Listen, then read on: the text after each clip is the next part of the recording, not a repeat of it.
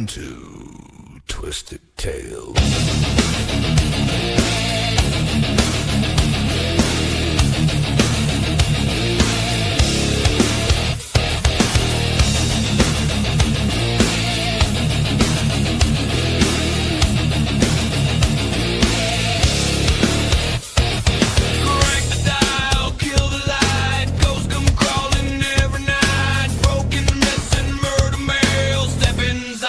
Twisted Tales, Twisted Tales, blood and bones and no contrails. Twisted Tales, truth got teeth and drags their nails. Urban riding, back road sins, dead men talking through the wind. Cursed out. Hey everybody, it's me, Jeremy, and another fantastic episode of Twisted Tales brought to you by the All Access Family Network. This evening, I'm proud to bring on the man who is the creator of The Common Historian. He's a seasoned podcaster. Let's bring him on, Mr. Jeremy Brunton. Hey, Jeremy. Good evening, sir. Hey, how are we doing today? Oh, doing pretty good. Yeah. Thanks for having me. Oh, no, thank you for taking the time out and coming on the show. You know, I know we talked previously on your podcast, and I was looking forward to bringing you over here. And you know, Yep. Turning the tails a little bit and seeing seeing a little bit of what goes on your side of the world. So if you could just want to get started, tell me a little bit about yourself and how you got started in the podcasting. Well, I got started really with YouTube about, I think it was November 2024, and what happened was I wanted to start a YouTube channel, so I started making. The Common Historian was supposed to be a history kind of channel, yeah. And so I made a few history, shorter videos. They didn't really turn out the way I wanted them. They weren't getting the response I wanted. So I did one that had like a paranormal aspect to it, and it actually did much better than the others. And so I started doing more and more of that. And then I just came up with, where history meets the supernatural. So I kind of try to dig into the kind of the history behind some of the different locations. And it's also not just that. I like to hear the stories that, that you've been on my podcast. Right. And I like to dig into the stories, hear the adventures that other, investigators, location owners, they have experienced. And I didn't really get into actually doing the podcast itself. I switched over to that in, I think it was August of 2025. Was when I first started doing the official podcast, and I did a complete switch over.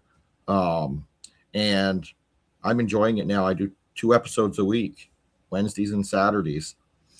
Of course, I don't compete with you. Mine come out at 5. Oh, I know.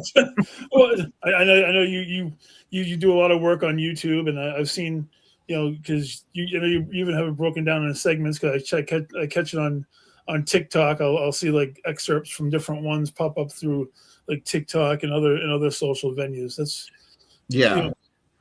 I really like to do, I have the main podcast, and then I like to clip it down, and I send it out. As you know, I call it, I almost spam it out to all the others, trying to get everyone to come back to watch the main show.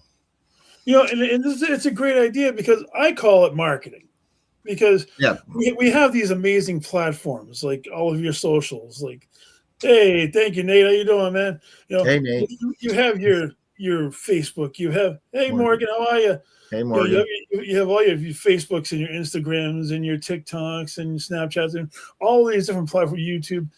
So why not utilize them to get the biggest possible audience that you can? Because the more views you get, the more interesting it can be. Because you don't want to be showing it to the same 15 people over and over again. It can, and you want to grow your brand. You want to get bigger and possibly do it.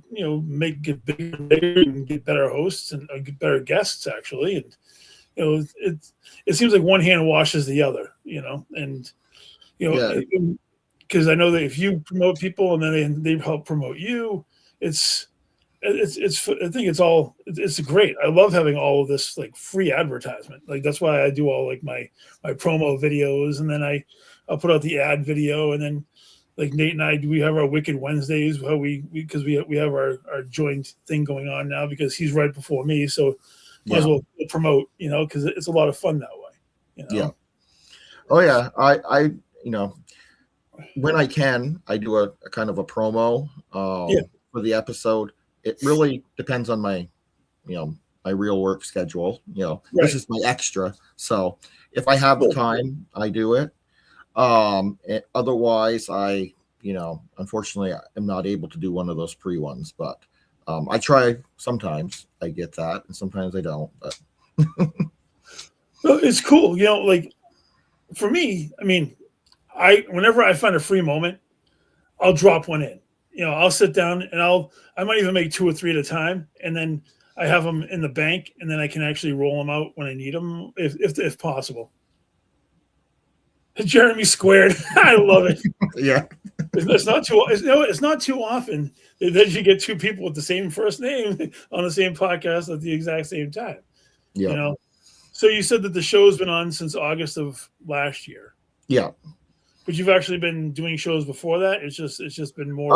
No, that was actually when I started. I just, I decided I was going to do a format change. I wasn't going to make as many of the videos, and I was just going to go to straight, doing interviews.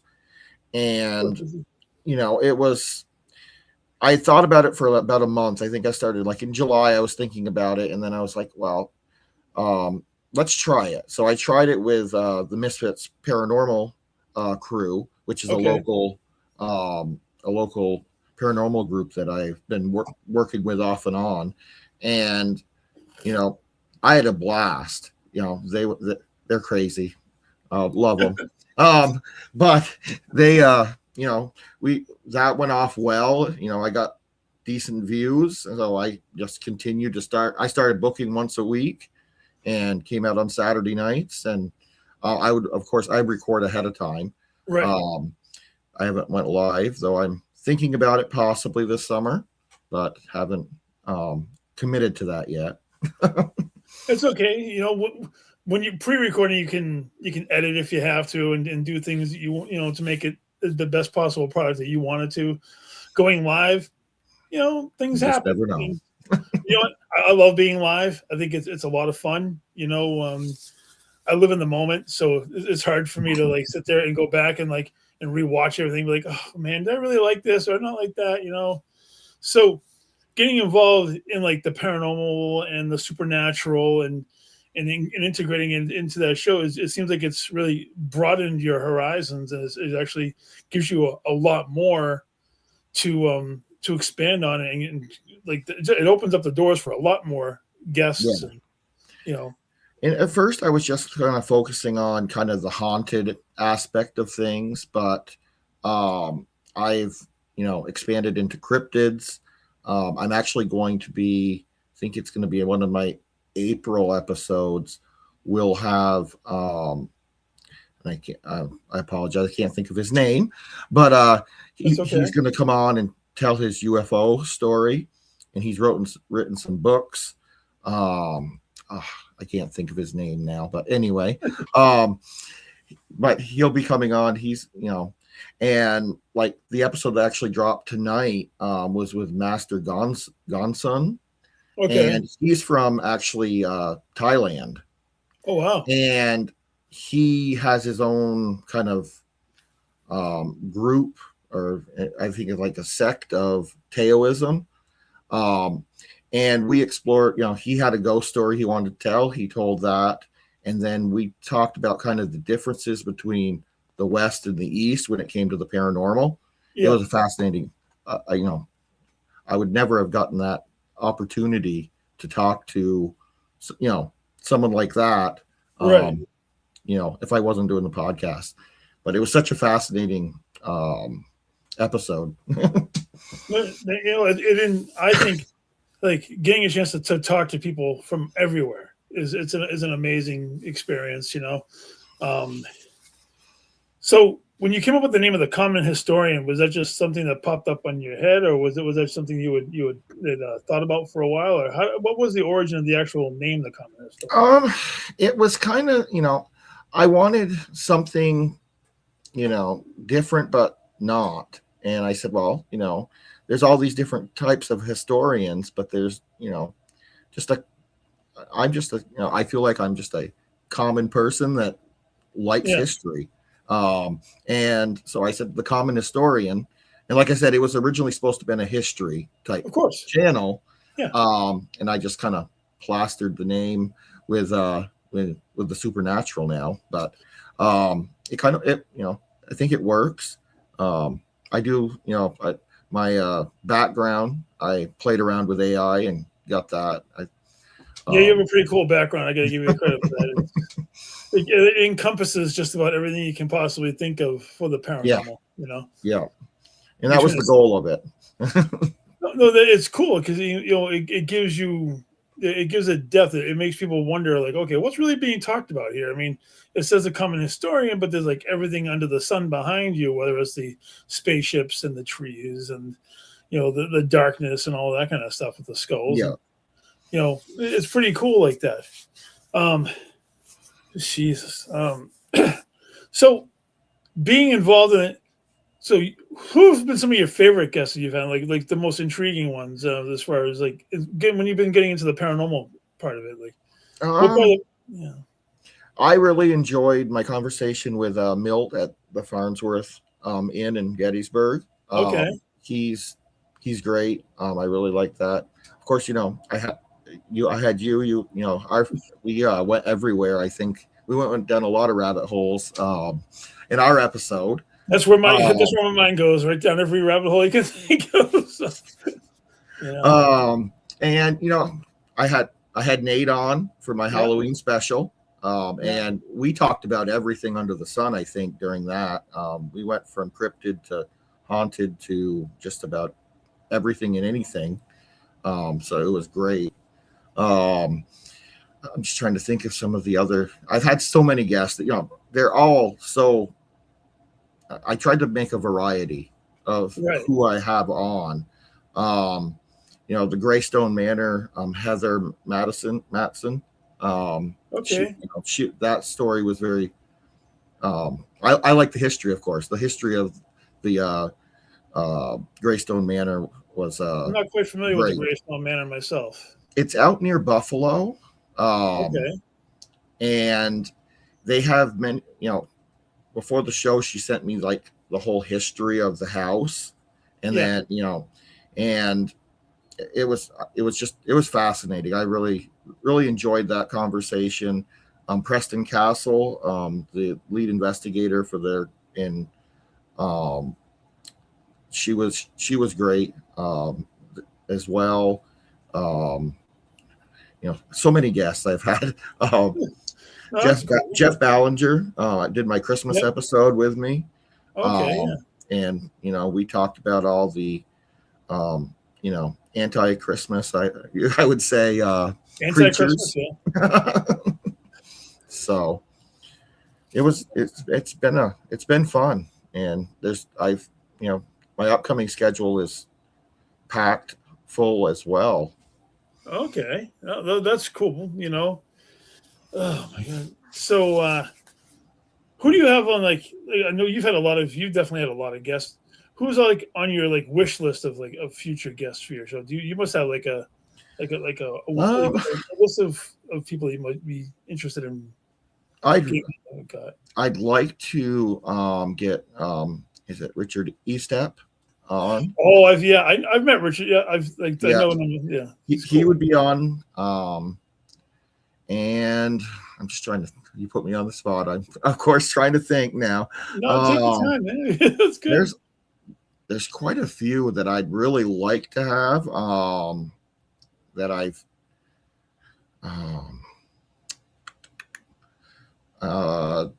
And then there's Sam, and I always mess his last name up. Baltrusis? Yes. I always mess his name. I'm terrible with names. That's okay. I massacre names. That's what I always tell everyone. Right. But I know I've reached out to him. I think eventually we will. He's busy, so I He's think he's eventually. he's actually a great guy. I'm actually very good friends with Sam. Yeah, I've done investigations with him at like the Lizzie Borden house. We've done the USS Salem and several other different locations, the Concord Colonial Inn and whatnot and so forth. He's very busy. He has like his spirit squad, and he's all over the. Talk about a guy who's all over the place. It's hard to nail him down.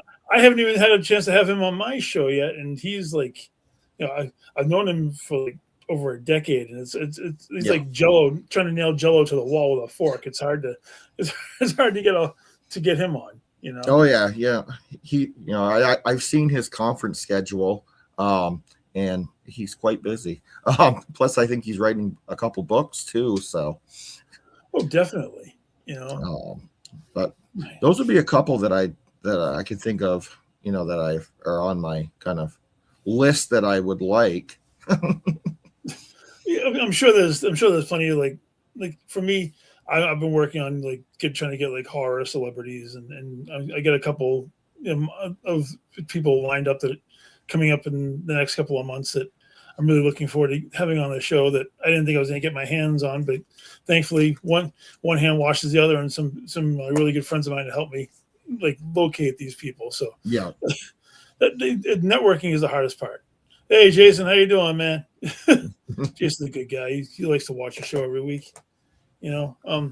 So have you done any actual like investigating yourself yet, or have you got? I have not yet. Okay.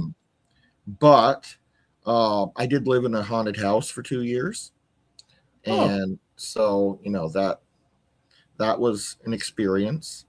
And also May 16th, I'm actually going to be doing my first investigation at the Wildwood Sanitarium.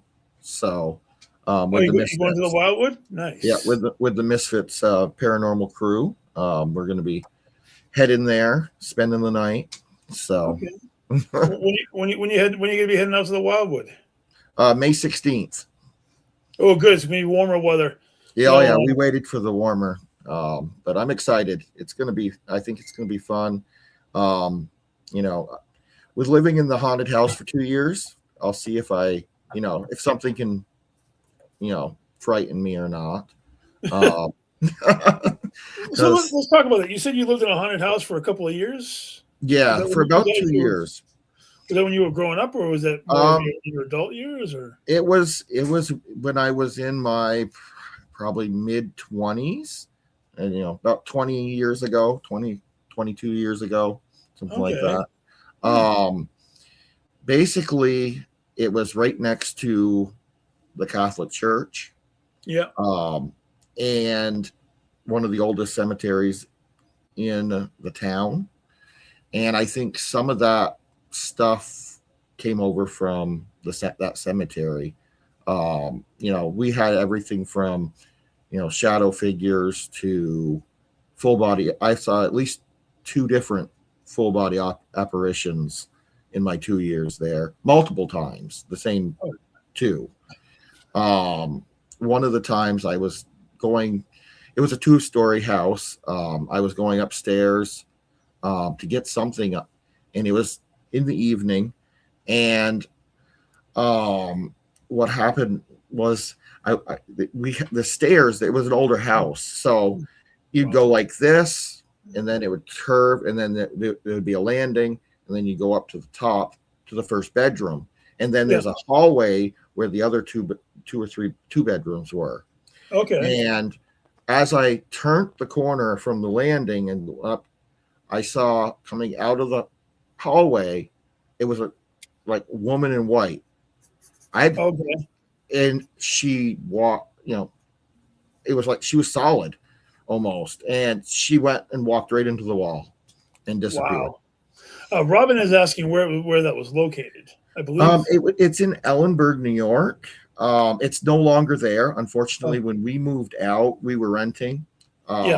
They tore it down. Oh, So there was some sewer issues with the sewer, and the owner didn't want to, fix it. So they tore it down, and now there's actually where the sign is. There's a sign for the senior housing where the house used to be. That's unfortunate. I mean, it happens. It does happen to a lot of, haunted houses or places that spirits live in, and it's really sad. Like it's there one minute, gone the next. Yeah, because that thing, I always say I'm going to go back to that where the sign is and Right. see if there's anything still there. Because I imagine they remember me. I'm sure. They were, we used to hear babies crying, phantom babies upstairs crying. We'd be watching wow. TV downstairs, and you hear a baby crying upstairs. Yeah. And you know that there's no one up there. My wife said that while I was at work, she would hear it sounded like dancing. Okay. And it was just her and my daughter, who was like, I think she was probably a year old then. Yeah. That was the only ones in the house, and it sounded like people were dancing upstairs. And there was another time I was waiting to. It was like 5:30 in the morning. Yeah. I was waiting to go to work, and this had a garage. And like the house, they had there was a front porch, but then there was a garage in the back, Yeah. and you could put your car in and everything. And there was like a side door. Well, I usually stood out there and waited for I used to carpool, and I was waiting one morning. It was like 5:30 in the morning. It was wintertime, and I heard footsteps, and I was like, well, why is there someone coming up the side of my garage at 5:30 in the morning? So I went to look. No footsteps. It had fresh snow on the ground.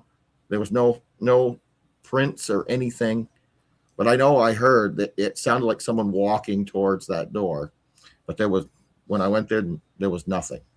That's amazing. So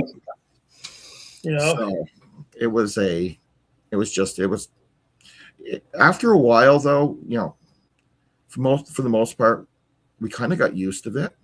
Yeah. It wasn't like they were, other than the thing in the basement, there was, the rest of the house, the spirits that were there, but they didn't really overly bother us. They get used to you. Yeah. You were there, and you showed them respect, they'll show you respect back. It's a good thing. And it's not like you were like threatening to have them exercise out of the house or do anything to incur any kind of negative energy on their part. They were just, I do kick myself though. That I did not, I wasn't really into the whole, like now I would go and I'd be investigating my house every night. But back then I had no interest in that. I was in my early 20s. I had no interest in it. It was just happening. Yeah, it was happening. And I didn't think to, try to, communicate with them. Right. My wife just wanted them to go away. Easier said than done sometimes, to be honest with you. She was not, she wasn't a big fan of it. But yeah, that's, there's many stories, but those are a couple of them. Oh, no, and you know what? We have plenty of time, so I find it very interesting because I've never lived in a truly haunted house. I mean, I'm sure when I was younger there was probably a spirit here or there that was attached to the land, and I know my grandparents' house in Sudbury, Massachusetts, definitely had a lot of energy on the land, and not that I didn't get into the paranormal until I was later on in life, so it's like I think I missed out on way too many things that I probably could have experienced, or maybe I did and just dismissed it, which I think is even worse because it's like, well, once you really get involved in really immersed in the culture, you sit there thinking about I wonder how many things I've missed out on that just happened around me, and I just was oblivious to everything and anything possible. Oh, You know, and so yeah, I mean, making the transition from podcasting to actually going out and getting ready to do your investigations. I mean, did you like acquire any equipment, or Well, the only thing I think I'm going to be going with is, myself and my phone, and recorder. I did, but my daughter did get me a little camcorder type, to record with. But other than that, I probably will rely on whatever the Misfits have for equipment. I'm sure. I mean, if they're a paranormal team, I'm sure they must have a bevy of equipment. Yeah, I know they use the cat balls. They have some bells, or like the old fashioned bells. Yeah. And recorders, and I think they have a REM pod as well. And they have the standard stuff. And I know that Wildwood had said that if I needed to use any, then I could borrow some of theirs too. So they definitely have a lot of equipment there. I mean, they said we went there a couple of years ago. It was an amazing experience. That place is loaded to the IT, full of spiritual energy for sure. Because I mean, I think you said you're up in the upstate. You're up in the New York area, right? Up in that. Yeah, I am located about 45 minutes from Plattsburgh, New York. Okay. And about an hour from Montreal. Wow. So I'm right on the border. How far are you away from Wildwood? Wildwood's going to be about a 7-hour drive. Oh, really? Yeah. Wow. Yeah. I mean, I'll be honest with you, because I live in Massachusetts. It took us like 7 and change to get there. I figured because you were already in New York, it would have been a short. No, unfortunately, it'll be a 7-hour drive. We're going down the day before, and staying, just because it's gonna, it would be a long day. Driving down and then staying up and everything. So when we went, dude, I'll tell you, we drove it was like 7 hours and 40 minutes or something along those lines. Had dinner, did the investigation at the Wildwood, slept in the Wildwood till the following morning, got cleaned up, whatever, and then we ended up heading to the Hinsdale. Oh, I think there might be only like one stop in between that we went to, some sort of like a graveyard or something like that, and then we went to the Hinsdale. And you want to talk about a location that I think would change your whole perspective on the paranormal. The Hinsdale house is definitely a location that opened up my eyes, because I mean, a lot of places, sometimes you have to do a little bit of work to get engaged into, the conversations. Hinsdale, right off the bat, man, I'm telling you, it's a different place, and it's like less than an hour between the Hinsdale and the Wildwood.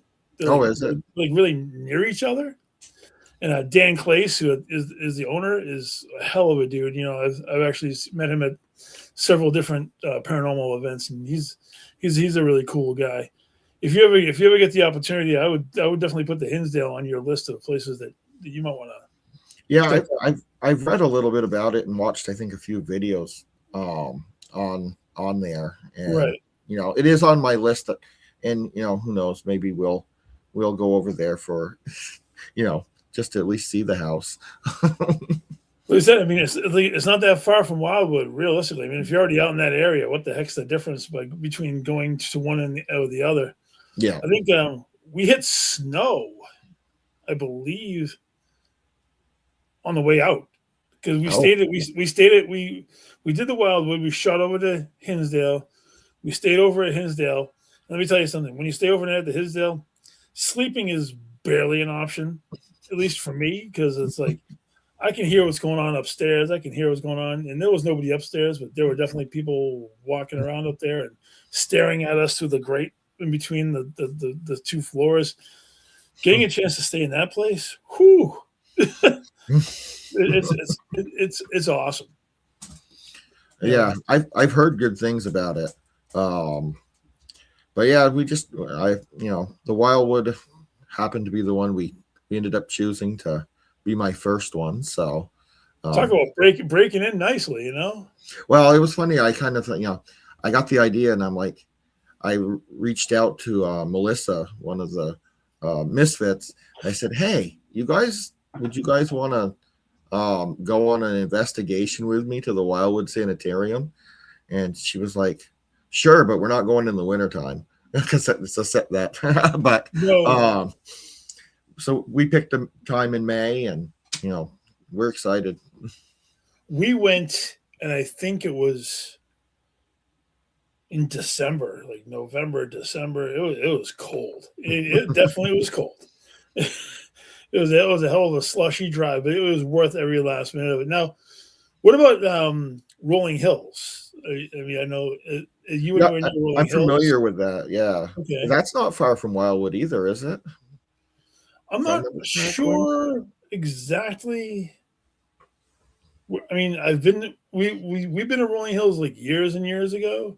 It's actually quite an amazing place, but I know it's in upstate New York. Up past like the Rochester-ish area, maybe. Yeah, it's probably a little bit of then. It's probably if it's a Rochester, because I'm pretty sure that's about 2 hours from Wildwood, if I remember correctly. But definitely a long journey for you, for sure. You know? It seems like it's easier to go to like Massachusetts, because Massachusetts is only 4 hours compared to the other side of New York.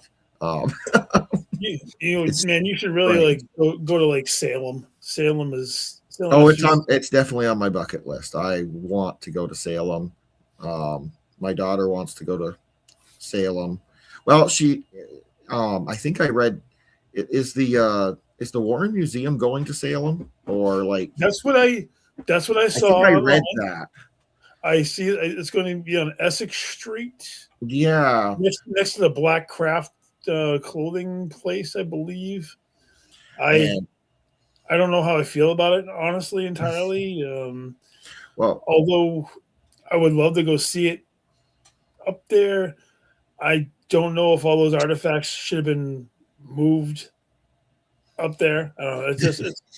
It's being a person who believes in enchanted objects and haunted items, I guess, depending on how you want to talk about it. I don't feel like that many high energy items should be moved simultaneously from one location to another. What's your opinion on it? Yeah, I kind of agree. I don't know if that's the, maybe slow moving them would be a better option. But yeah, I think that disrupting the kind of energy and flow of them being in one place and moving them to another, I don't know. I'm not an expert with that though, but that's kind of what I feel is the same as you, is that moving them all at once like that. I don't know. Because they're not going to be moving them one at a time. They're going to be moving them. They're going to be boxing them up and moving them in mass. Yeah. I'm thinking. Yeah. So, what is your take on enchanted objects, haunted objects? I do believe that. I believe that there is haunted objects. There was one podcast that I was watching, and I'm trying to remember which show it was. That I don't know if I have something, undeveloped, but there was a doll that someone brought on, and I think it was one of Nate's episodes with, is it Mark Warner? Maybe Mark? Matt Warner? Matt, not Mark. Mark's a football player, I think. Anyway, well, he put his doll on the he showed his doll, I believe, if I remember correctly. If I'm thinking of the right, is that the one that has the noose around its neck? I think so. The older doll, yeah.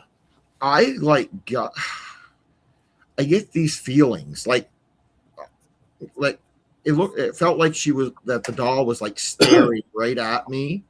Yes. And like my chest like got really tight, and I got like really emotional. It was weird. I've never had that before. You never experienced anything like that But I was before? just watching, Nate and him, and he had the doll on there, and I had like a reaction. I don't know what, it was weird. But I do believe in that. My daughter does not. Well, when she heard that Annabelle was going to Salem or moving to Salem, she was like, I don't know if I want to go to Salem now. She has no interest in seeing or being anywhere near Annabelle. Okay, well, I mean, coming from somebody who's been in Annabelle's presence a few times, she's in a containment unit that has the sigils on it. It has all the prayers attached to it, and she's sealed very well. So it's not like you're going to get any residual energy off of her. Yeah, you might feel like she's staring through your soul, because that's how I felt the first time I looked at her. But I didn't really feel like that towards her. I get energy from objects, like anything from like a pair of crutches in an old house, or like you walk by a chair or something. Like, oh, you can almost feel like the energy from the person who was previously sitting in that chair, or maybe even a bed that somebody had passed away in. That's some creepy stuff. And like, because I work in a hospital, and people unfortunately pass quite frequently in a hospital. Yeah. Unfortunately, some people come in and they don't leave, and you can walk by certain rooms at certain times and be like, oh wow, okay, the hairs are starting to stand up on the end of my arms, and oh my, I gotta tell you, if I could tell you that I'd be talking about this stuff now versus a long time ago when I had no interest in anything. I mean, it was a different path, a different era back then, but I'm thankful that the paranormal gives me a passion and things to enjoy, And so you mentioned your bucket list of places that you want to go. Why don't you tell me about some of those locations that might be on Jeremy's bucket list for the common historian to go visit? I would really, I think, of course, the Winchester Mystery Mansion. Oh, that's on mine too. Oh. Yeah, that's definitely the Edinburgh Castle. I would love to go. England, Scotland, Ireland. I would have a field day. Oh man, yeah, you're talking my language on that end of the coin, no doubt. Like the Rams Inn. That's on my bucket list. What is it? It's the old ancient Rams Inn. It's a very old inn, and it's very haunted. I don't know if you. I gotta look it up now. Now you mentioned something that I've never heard of before, so that's pretty cool. But it's in England. It's very. I think it was maybe built in the 1600s. Okay. But it was, that's on my bucket list of where I, would really like to go. Just in the U.S., the Whaley House, and I think it's San Diego, California. Oh. Would like to go there. Just trying to think of some of the other places. There's so many that I would like to go. Now, what about like places in New York, like Sleepy Hollow or Sleepy? Well, I've been to Sleepy Hollow. Okay. I did go there the year before I started my channel. I actually, it was it was in October, and in November I started my channel. And I kick myself because I could have had so much content if I would have recorded more, or did a lot more in Sleepy Hollow, because we took a tour of the cemetery. I love that thing. I don't think I even saw the whole thing. That cemetery, I swear you could walk that thing for hours and not even you could walk the whole thing and not see the same gravestone twice. It's so big with all the monuments and all of the it's amazing. Like, I remember driving the car through it, and we spent like a good amount of time just driving around in there, and not walking, just driving around it because it was just like so massive. Yeah. If you walked around it, you could spend hours walking around in there, and like I said, probably not even see the same thing twice. Another place I'd like to go is Preston Castle in California. I interviewed them, and just the history there. Of course, any place with history I absolutely love. So, absolutely. So when you bring on guests for different locations after the show, do you go and you do research to try to like back up the stories that people have sometimes I do. Usually I do a lot of the research prior to interviewing them. Right. When I'm kind of developing my questions, I kind of pull from the history, and trying to ask stuff around that. Not, I do also like to hear the personal ghost stories and stuff like that, but I also do try to kind of relate the history to some stuff that they've experienced, and a lot of it does match up. Like stuff that they have experienced is stuff that you can relate to some of the history that's happened. Well, that's pretty cool, because you spend a lot of time trying to connect like the real history and stories and trying to make sense of it all. I mean, sometimes you do it for your own personal gratification. Like, okay, that makes a lot more sense to me now. I mean, and then when you start diving into like cryptids and aliens and Bigfoot, I mean, I guess Bigfoot could be put into cryptids, but some people prefer he has his own particular subsect of everything. And then, there's so many cryptids. I mean, I don't know how far you've dove into cryptid lore, but my God, there are so many. I think I have a book that's called the Encyclopedia A to Z on Cryptids, and it's just amazing how many different versions and variations of them there are. Oh, there is. One of my upcoming episodes that'll be coming out, I think, end of this month, beginning of April, is I'm going to be talking with D.A. Wysong and Ron Murphy. They've been on my podcast multiple times, and we're going to be talking about the squonk from Pennsylvania. Can you give me a little bit of I'm not really sure. Don't think I've heard of that particular cryptid. So basically, the squonk is a cryptid that came from lore from the lumberjacks. Okay. And it's not really a fearsome creature. It's a smaller cryptid, and they say you cannot catch it because if you try to catch it, it will turn to tears. Okay. I don't know a huge amount about it. That's just a little bit of research I've done on it, but I'm hoping to learn a lot more once I get Ron Murphy. He's actually wrote a book on the squonk. So that sounds pretty cool. I do have some interest in cryptids and aliens. I mean, I primarily had stayed with like the paranormal side as far as like the ghosts and spirits and communication and stuff like that. But I find all of it to be wildly interesting, And it is. So I'm gonna ask bizarre questions because that's just what I do. Oh, that's fine. How do you feel like, in my interpretation, I feel that cryptids, aliens, and spirits, they're all connected. And because it's all part of the same paranormal umbrella, I feel that they're all connected. And I mean, what do you think about that particular idea? I think they are too. I personally think that most of them are going between dimensions. They're interdimensional. Right. That's why they're not always there and active, or you're not always seeing them, is because they might not be in this dimension currently.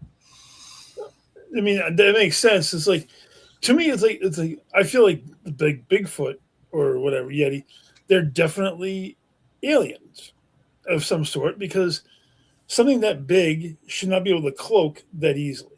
Like, Yeah. how can something that averages between the sizes of like 8 to 10 feet tall, depending on your particular, stories, can hide behind a tree that's like 1/3 their size? Yeah. To me, it doesn't make, they're there 1 minute, they're not. Some people see them, some people don't. Let's be honest, 90%, almost 100% of the videos that you see are man-made, because they're not crazy enough to want to get caught on camera. Let's just call it what it is, and that's why, like, in my personal estimation, like the aliens and Bigfoot and the cryptids, they're all linked in one big paranormal umbrella, and it's okay, because it just makes it more interesting, because it makes you want to see everything that's there. It's kind of like when people say that, like, mankind, our version of mankind right now is not the same version that was here before. We're like the new version of mankind, because of all the things that they keep finding, and all these discovering of all these, and because being a historian, all these new digs that they do in the jungle, or they do in the Antarctic, and they're finding all these like anciently like ruins or like contraptions that they can't possibly explain, like what it is, even in modern science, like boxes with gears on them that they're finding buried in the dirt, that we have no idea how it works, and they're always trying to find a new reason to explain why the pyramids are there, because I still don't believe that those things were built by mankind. I don't believe that either. I just don't see physically how they could have back then. They claim that they used the Nile to transport the stones down. Transporting the, you know what? I might even give them transporting the stones down. But how did they? Yeah. But the minute you get past the base layer, Jeremy, and you try to go up to the next level, it increases the weight of those things by tenfold, because what were they using? Boards and logs to try to roll them up? Impossible. Yeah. Mankind can't possibly move those things with their own arms and legs. They had to have had some sort of, extraterrestrial help. Yeah. And anybody's like, oh no, they were able to move them. I'm like, I don't believe it, because they say that those stones were thousands of pounds a piece. And then when you move it, then as well as I do, if you take a stone and you try to move it by about 10 to 15 degrees to roll it up whatever kind of ramping structure they possibly came up with to get to the next level, it increases the weight exponentially. And that's why I have a hard time with believing all of that it was all man-made, directly. Yeah, and also the fact that that we have the pyramids, and then we also have the kind of the pyramids that are very similar in South America, Mexico, that area too. And they probably are claiming that they did the same thing as the Egyptians, but they had to have some kind of technology. Well, and the fact that Stonehenge in England is remotely lined up with the Stonehenge that's in New Hampshire and in the New England area, because I've actually visited that Stonehenge, American Stonehenge, the one that's over here, and then there's another one somewhere else, and all three of them are actually like lined up. They've proven that if it's like lined up, they've done all sorts of tests and things of that nature. I don't know all of the history of it. I was trying to watch it at one point, and I think I might have dozed off, because God only knows if I try to watch something interesting, but I've been awake all day long, I can't get all through it. But like physically going and visiting the American Stonehenge, the one that's in New Hampshire. Yeah. Wow, man. I'm telling you, if you ever get a chance to go to that particular spot, just to walk around it, the energy there is amazing. It really is. Yeah, I'll have to try to check that out. Yeah, I mean, I don't know, like if you were coming towards like the Massachusetts area or through New Hampshire or anything like that. It's realistically, I never had been there before. I had heard about it, and then my friend and I, we went there, and just walking around it, you see how people, see like how people lived in these like stone like holes in these stone stacked walls, and and it was just, it's an amazing set up with a giant sundial, and every stone that's set up is set up in a particular time and point in history, and they have documentation that backs up all of it, and it's quite astounding. Yeah, I'll definitely have to check that out.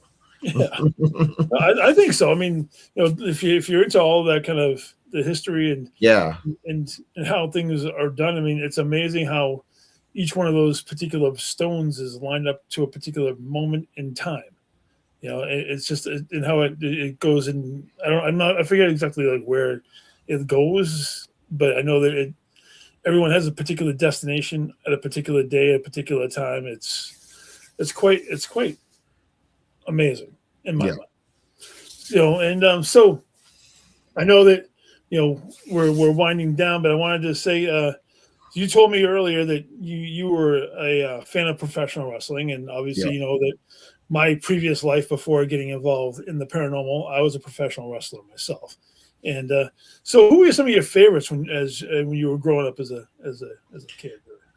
When I growing up, of course, Hulk Hogan, you know, he everybody's, and, as, some of my other favorites, Bret Hart, he was, even when he did his whole, heel turn and, was hating the U.S., I was, I'm on the Canadian border, so, close enough. I was still liking him. No, that's cool. So were you more of a fan in like the late 80s, early 90s? It was probably 90s. I kind 90s? of stopped paying attention as much. Probably early 2000s. I still paid attention because Randy Orton's my favorite all time. Oh, I'm sure you saw what he just did to Cody. Oh, loved it. I love a good heel. Yeah, I agree with you. You need the good heels in order for the baby faces to be as prominent as they can possibly be. Yeah. I grew up in the 80s, so it's like I had like vintage Roddy Piper and Hogan was a good guy. I was a fan of the good guys for about the first couple of months, and then when I started seeing like all these big guys like King Kong Bundys and stuff. Hey, Matt Hawks, man, good to see you, brother. I'm glad to see you. Matt is a tremendous guy. He and his wife, they own a location out in Wisconsin, and I have them coming on in April. Really, really cool guys. Big Daddy is a childhood favorite. Oh, Big Daddy, because he's from, I think, was that England? Big Daddy, I believe so. I'm not sure. I think, but I was always a heel guy. I mean, I had some of my other favorites like the Junkyard Dog and guys like that. And in the 90s, I mean, you got to experience in the 90s the whole Monday Night Wars, which was probably one of the pivotal points of professional wrestling. I was always, even though the WWE or F or whatever,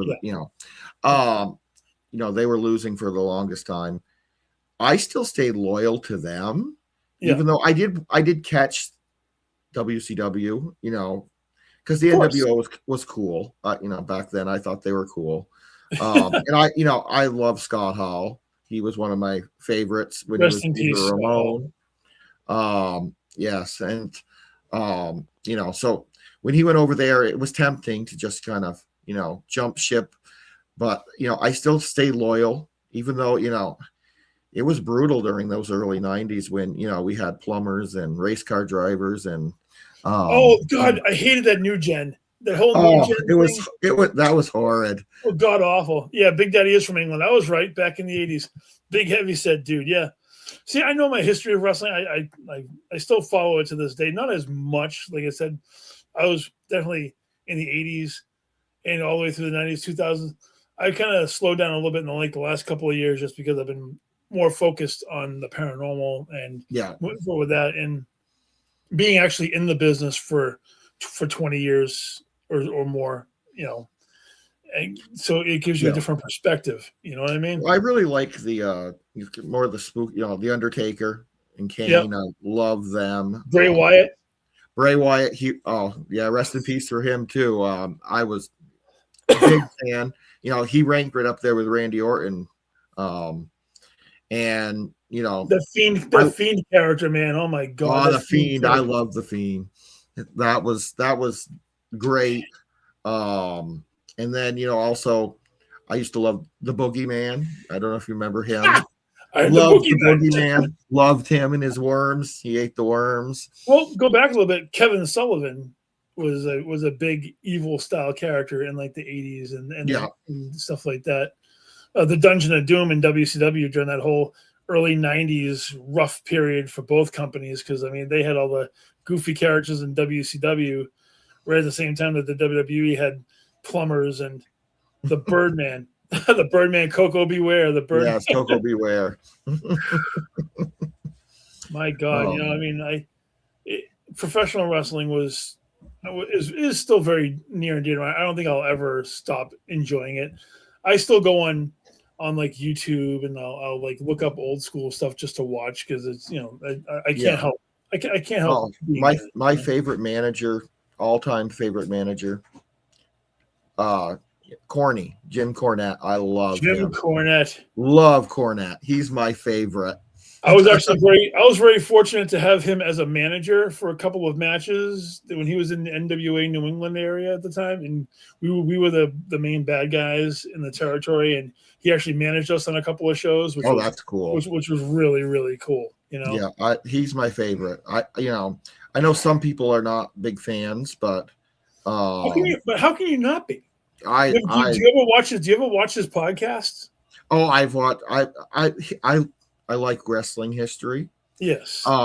So I've watched his deep dives into where he goes through and talks about like every gate and the backstories on like behind the scenes and the Jim Cornette experience, the cult of Cornette, all that kind of stuff. I've watched. They're like 3 hours long. I think I've watched every single one. I watched like his whole Smoky Mountain. My favorite thing that he does, I don't know if you've ever watched it, is the guest the program thing that he does with his co-host, where the co-host gives him the lineup and he has to guess like the year and the date and I'm telling you, they bring up wrestling history from the 40s and the 50s and the 60s, and you learn and you're watching like you're sitting there and you're learning so much about the history of it. Oh yeah. It's kind of like how you're learning about the history of paranormal and you're putting all of that together. The history of professional wrestling goes all the way back to, the 1800s, as far as, the competition style sport, and even further back with all of the ties to like Greco-Roman back in like the, way back. And it's, I know my dad used to, he said that his father actually watched wrestling too. My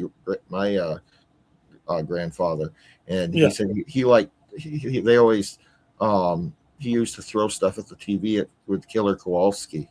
That was my trainer. Kowalski was actually my trainer in Boston back in the early 90s when I got involved in 91. He was actually my trainer in Boston. Well, that's cool. Yeah, because I he was always the one that my dad used to talk about. Yeah. Oh man, so unfortunately, it looks like we're heading towards the end of our trail here. I mean, I know once we start diving into like wrestling and stuff like that, the conversation could go forever. So what I like to do here, and I don't know, obviously you've seen the podcast several times, where I like to talk about like the Mount Rushmore of like horror characters, if you're actually into like horror movies or whatnot. And so if you could, what do you have like a Mount Rushmore of horror characters that you particularly like? I do. I watch some horror. I not as much as I used to. I used to watch it a lot more. Right. My list is probably a little more unconventional. Please. But of course, the top one would be Michael Myers, of course. Okay. He's you really can't stop him. That would be the first one. My second one would be the original Pennywise. Oh, shout out to Tim Curry. Yeah. Pennywise, the original. I that's the one that the Tim Curry version, yeah. Yeah. And then I would have to go with the Candyman. I don't know the movie. Ooh, You know, I like that. Candyman. You're the first person who's mentioned Candyman. You know, and then my final one, and this is probably, and I think the reason that I put them in here is because it's like horror come to life, like it could have Cujo. Oh, the dog from Cujo. Nice. Yes, That's pretty Dog. cool, man. Those would be my four. It's a little unconventional, other than Michael Myers, but that's okay because everybody has their personal favorites. That's why I always ask the question. It's like you might not be a huge horror guy, but you've watched you've watched the movies, so you have your personal preferences. And for me, my number one is always Freddy, and sometimes it changes the other ones in between depending on my mood at the time and stuff like that. Well, Freddy would get an honorable mention. I can never get away from him, man. Robert Englund was always my personal favorite, and I feel bad for Jackie Earl Haley, but that's a different story for a different time. But man, I would like to say thank you very much for coming on the show this evening. It's been a pleasure to have you on and get to know you a little bit more and introduce you to my audience and other audiences. And so this is Jeremy Cotter, and this is Jeremy Brunton, the common historian. This was Twisted Tales, and thank you very much for coming on this evening. Gwen, take us home.